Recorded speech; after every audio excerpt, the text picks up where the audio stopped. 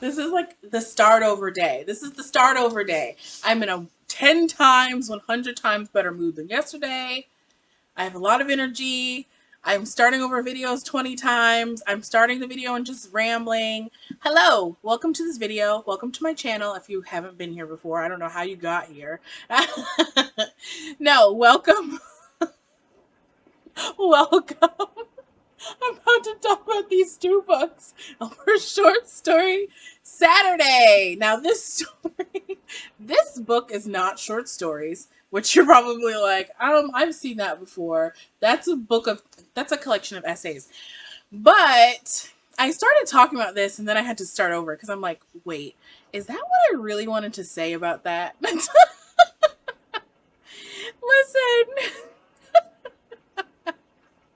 I started. I want to start with talking about this. I just read one essay out of here so far. And what is the name of it? It's called "The Hood Doesn't Hate Smart People," because I think we've all like kind of heard, and this isn't just Black people to me. I feel like this is kind of across the board when people are kind of they they grow up in a certain like neighborhood, bad neighborhood, la la, and they say like, "Oh, people didn't get me when I was younger. I was just too creative and smart, and I liked books and anime." Does it sound familiar? When people are saying that, they're like, "I never." I never equated that to class. I've heard people say that, and I think when I was younger, did I used to say that? No, I didn't feel like people didn't get me. I felt like people did get me. I had more friends in high school than I do now. I mean, I think a lot of us did because working and life is so much more complicated when you're an adult than versus a teenager. No offense to teenagers. I know it's a tough grind to get through. But I never thought about that. So I thought that's the essay. That's why I wanted to talk about this. It's not a short story, but like I said in the intro, I'm like, where do you put a singular essay? You know what I mean? Either I'm going to talk about the whole collection or not. So I'm going to lump it with the short stories. So the short story, and I think that this book, maybe these two are a good pair because this is nonfiction uh, essays covering a variety of topics having to do with feminism. But I feel like it's really, I don't know, feminism is broad. And I think the point of this is broadening the scope of what we talk about when we talk about feminism. And I think that's great. And I think this one is like broadening the scope of like young adult Black fiction, I guess. And so they're good to play off each other because I feel like they talk about a lot of the same things. Even though this isn't specifically about feminism, I think that there's feminist ideas at play sometimes. Um, but I never thought about that. I never thought about like not being included or being criticized and picked on. I never associated it with a class. I associated it with I was picked on a little bit in like my freshman year of high school by this girl named Whitney. Like if you have ever seen the soaps or if you've ever watched the show, it's like the Black version of Sex and the City. Not Girlfriends. What was the name of the show? I forgot the name of the show. But there's an actress on it named Denise Vossi. I had a bully in high school for like she was like in one class with me and she was effing rude. She was rude. She was like she criticized me. She was texturous. She criticized my hair. And I never assigned like, oh, she criticized me and made fun of me or whatever. I never assigned that to a class. So I thought that was interesting, that idea that she was like defending people in the hood, and people, I guess people say that based people in the hood don't value education and don't like people who are smart, and they're I feel like, okay, listen, I'm contradicting myself now because I have heard that. You know who I heard that from? I can't say who I heard it from. There's a older person in my life who who kind of had that opinion. Like, it's hard growing up when you're smart. People don't understand you. when you're a smart kid, people are always trying to put you in your place. Well, that was about being a smart kid. No, wait. No, I was right. I never really heard that, but I think that it's in the realm. It's in the realm of things I have heard. So I was like, I picked that up. I picked this essay collection up because I'm like, okay, that's interesting. I wanted to read more about that. And I enjoyed that essay. I don't have any like notable quotables. I'm just saying that I enjoyed that essay and it made me think. And I'm gonna put that aside and we're doing good on time. Now, I literally have notes for this. So I should be more organized going to this next section of the video. May or may not be more organized. I've read like 5 or 6 of the stories out of here so far. And let me tell you about, I think what I wrote down was I was going to do my top 3 out of the 6 that I read. The con, influencer book club, celebrity book clubs. I have a lot of notes. I have a lot of ideas that I reference here a lot. Okay, let's get it on and popping. Short story Saturday. What does it say? October 17th. Oh my god. I literally wrote down what day I was going to do. That means I have to do it now. Okay. Oh, I already gave a shout out to Ryan Horner for the love of Ryan in my intro video, but a lot of people may or may not have skipped that. So shout out to Ryan. Shout out to him. Shout out to his lovely new wife. Shout out to, are you still reading anything, Ryan? He doesn't post like Bookstagram posts. I follow him on Instagram, but he doesn't like post about books he's reading unless he posts on his story. And I do see his story. The last time he posted on his story about a book he was reading, it was a while ago as well. Maybe he just doesn't have time to read. I know that we get into that kind of situation a lot. Like I said, as grown-ups, you know. And the book that I'm going to talk about is Black Enough, and it's edited by Ibi Zoboi. I think that's how you say her name. Ibi Zoboi. I think, like, I don't know. I feel like the more names you look at from a certain culture, the more comfort you get. And so I feel like with African names, I'm starting to like wrap my head around kind of like I may have said that incorrectly. I may have pronounced that wrong, but I feel like I'm getting kind of a sense, kind of a not a logic, but kind of like a linguistic framework for like how I would look at it and guess how it was pronounced. Then I'm going to, if I find out after recording this that I actually did pronounce that wrong, I guess I'm going to have to come back and correct that. But I'm just going to get into it. So I'm reading this for this book club because Eva Murray, I'm not going to get super into it. I talked about it in my introduction to the series. She has had a anti-racist book club she's starting. And she was supposed to have the book club meeting this past Wednesday.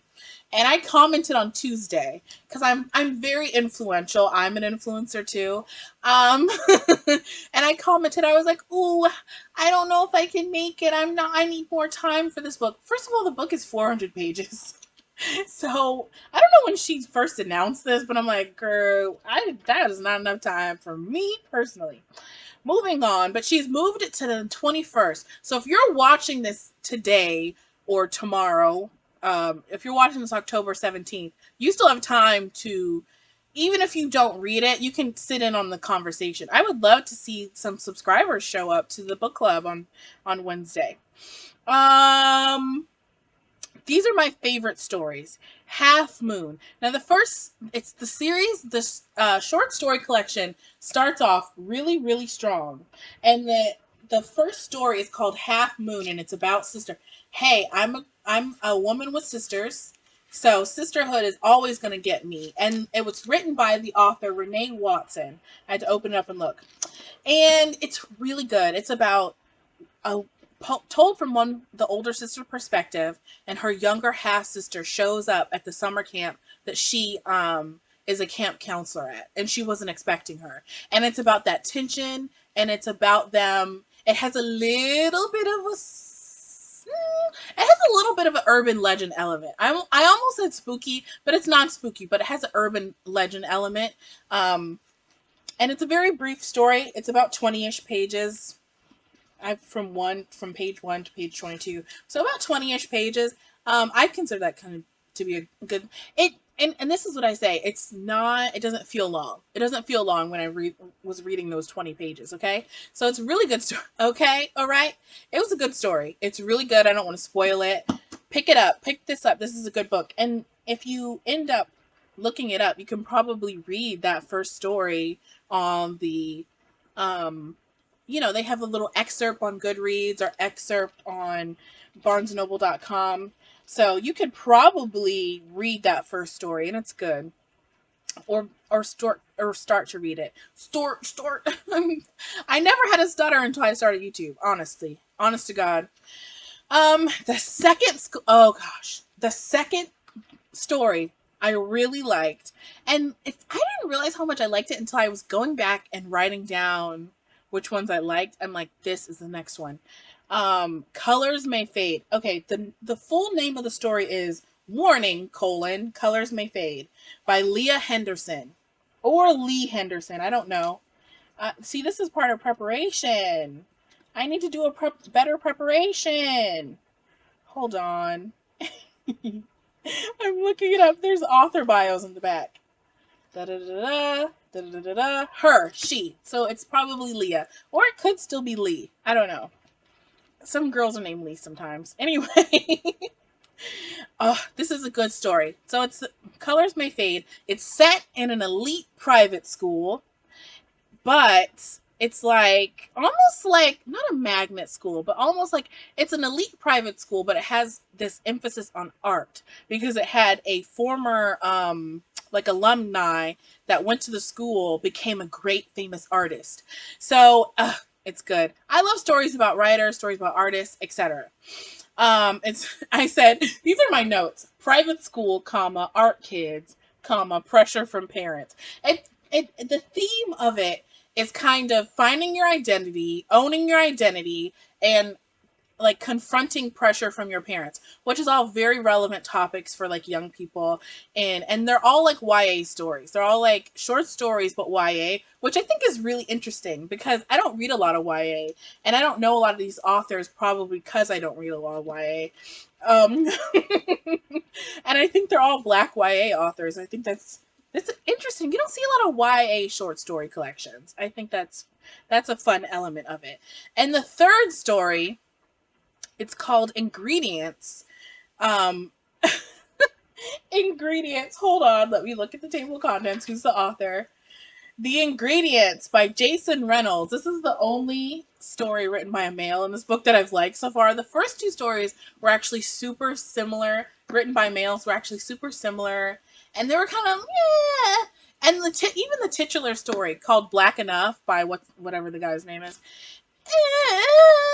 I thought it was okay. It was kind of boring. It was kind of like, boys looking at girls and like, oh, I have to like. There's a lot of posturing in male stories, which I find not very compelling, honestly. There's a lot of posturing, a lot of like putting up a front as a male, which I just find annoying, and I just don't find it an interesting topic to write about or read about. So anyway. And The Ingredients is about a group of friends, and this is what I like. It's boys in their element with their friends. It's not boys posturing and trying to like navigate having their real personality versus navigating trying to look cool in front of other people. It's close friends, real friends, childhood friends. They're so comfortable with each other. It's just, the editor of the collection refers to it as Black Boy Joy, and I think that's a great reference. I think it is Black Boy Joy. Remember that hashtag Black Girl Magic, hashtag Black Boy Joy. A lot of fun. But this is like Black Boy Joy. Like the boys are just comfortable, childhood friends. They joke with each other. They rag on each other a little bit, but like jokingly. And they just kind of are hanging out. It's a summer day. They're walking back from the pool and they're talking about like, my dream sandwich. And you're like, what? They do. They talk about ingredients. That's the ingredients. Ingredients to what sandwiches they want to eat. Like literally. And it's like, is it the ingredients to the sandwich or is it the ingredients of youth? The ingredients of friendship? The ingredients of Black Boy Joy, I love that. It's funny, it's lighthearted, but it's also it's like lighthearted and like it's like Oh man, it takes you back because I feel like it's hard for me to get into stories that are very up posturing and putting up a front. I guess because I'm a female and I'm like, hey, this is it. This is it. As a female, it's like, I just feel like this is it. Like you're either that girl or you're not, or you're just regular girl. You know what I mean? And if you're just regular girl, you're just regular degler, and you don't think too hard about it. Or I don't. I know that everyone has their insecurities, but anyway, they're and this is what I wrote in my notes: bonding over food. LOL. You guys are like, yeah, thank you for sharing your scribbles. We don't need to see it.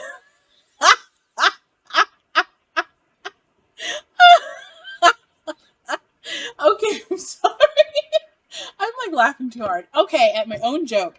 Anyways, that's enough. That is the first short story that is the first short story Saturday sorted out. Let's go. That was number one. It's a 16-minute video. It's not too long. Here we go. Off and poppin'.